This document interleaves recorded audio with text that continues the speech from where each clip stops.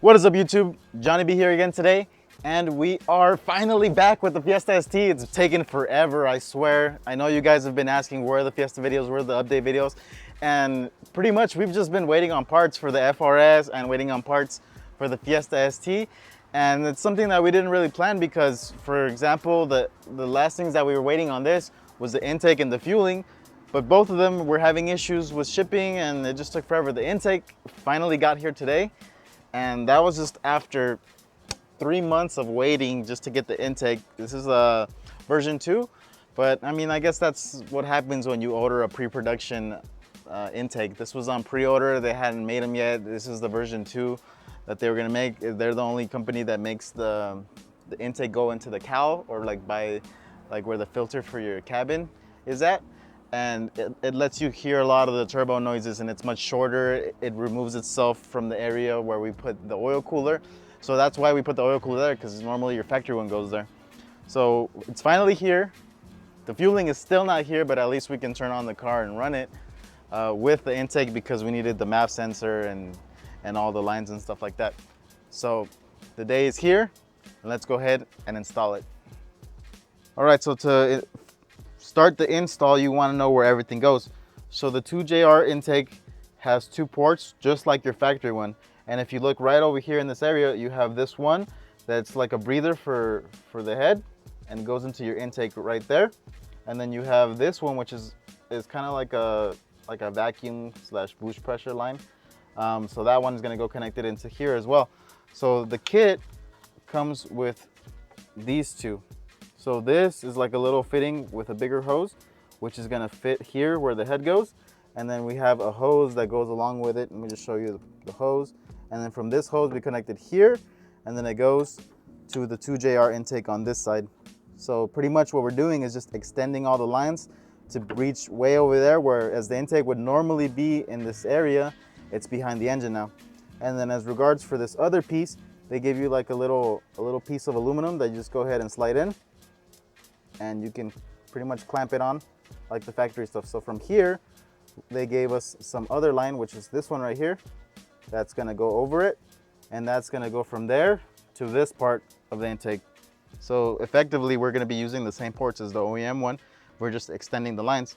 And another thing that we have to do, if you look over here by the battery, we have this connector, which is for the MAF, and then we bought an MAF extender so we can hook up this MAF without having to splice anything. It's like a little custom harness, and this is gonna go all the way to the MAF sensor on the 2JR intake, which is gonna be right here. And since it's so far away, that way everything reaches, and the car is still functioning properly like it should with all the hoses and sensors that it's supposed to have.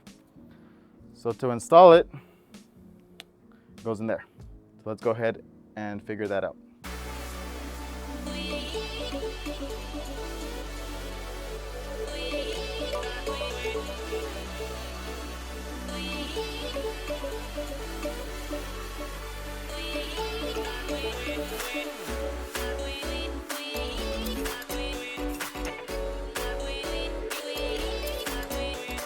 Okay, so let me show you guys how we hooked it up.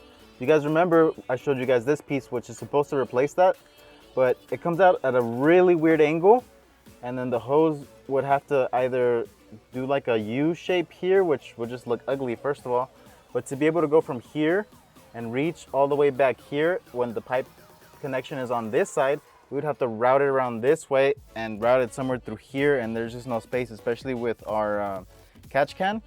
It would just look ugly, and we don't want like a heater hose passing by here, because that's what they literally gave us with the 2JR kit.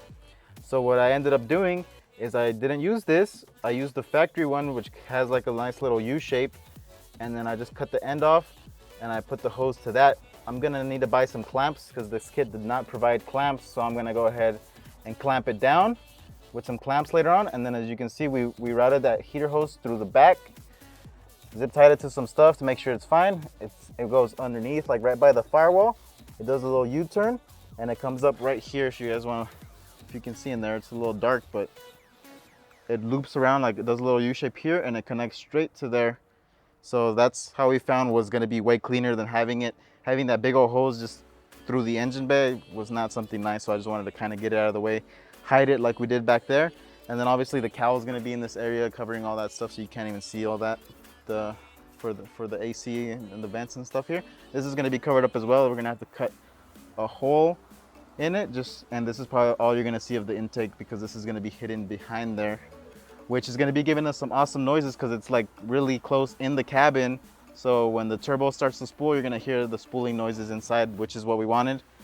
And in regards to the other hose, which is this one right here, which hooks up to the factory one, we just went ahead and hooked the hose up here, zip tied it to some pieces, routed it through here, zip tied it here just so it's not loose, and then it connects right here. So again, we just kind of hit it out of the way a little bit, and that's all out of the way as well. And then the third connection, which was the MAF sensor, I just went ahead and cut the tape off of it here, routed it here. As you can see, the connector is right underneath this hose. We zip tied it to that connector, so that way it's kind of hidden, and then that cable kind of goes with that first hose that we installed, routes around, and then it comes and connects over here to the MAF sensor. So we just wanted to make it a little bit cleaner, get everything out of the way. We didn't like the way that they had designed it, so we pretty much redesigned the way that we routed the hoses with what we had. And I think that's gonna work fine, because they're literally just vacuums. There's no boost and none of that, so that should work perfectly fine. And then in regards to the cutting, we're gonna do that later. But now it's fully installed, and the last thing we need to do is make sure the cover still fits. So let me go ahead and get the engine cover.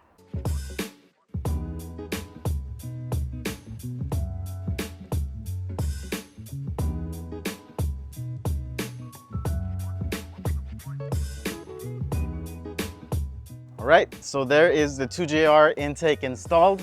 I'm sorry that took way too long to get. Mainly that's the only reason why we couldn't really finish it up, because even with the stock fuel system, we can turn it on, get it out, maybe possibly even tune it, but it would be better to get the auxiliary fuel to go ahead and tune it all together at once. That way, you know, it's just like a flat fee. And yeah, pretty much. So the one thing that I forgot to mention is that the intake comes with a K&N filter and like a little, I want to say like a little water filter. So it's like a filter for your filter, which it's kind of cool. Keeps your filter clean. Doesn't let water go in there, because obviously when it rains, water goes into that area and then drains out. So it would technically drain into your filter, because this is pretty much a cold air intake, because it removes it from the engine bay, puts it in its own little area, and it's actually breathing air straight from above it.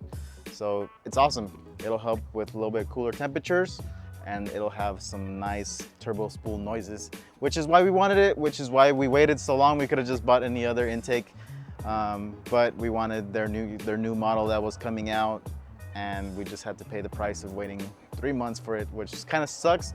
But in the car world, you know, when you want something like that, I've seen like parts that you order from Japan be even like a year before you get it. Remember, my Rocket Bunny kit is about 3 months to get. So, you know, it sucks, but that's one of the main things about being a car guy and having to order parts and not sure, you know, you're not sure when you're gonna get them. It did say we were gonna get it like 2 months ago, so it should have been only a month, which is why we planned it video-wise to just start upgrading this thing. So by the time that we got to the point where we needed to install these last 2 pieces, they should have been here, but they just weren't, and it just happens. Same thing with the turbo kit on my FRS. That took a little bit extra, but it's also here. So make sure you guys stay tuned to expect the video of boosting my FRS to get that power up to hopefully around 500. This thing should be around 400. That's the limit of the stock block. We don't want to go any further from that. We've heard people go up to like 430, it being the limit. Anywhere after that, you can blow it. So 400 or 380, 390, somewhere around there for a high boost map, not a daily driven map, should be perfectly fine. So we can have that type of power in a car like this would be amazing, because it just doesn't weigh that much.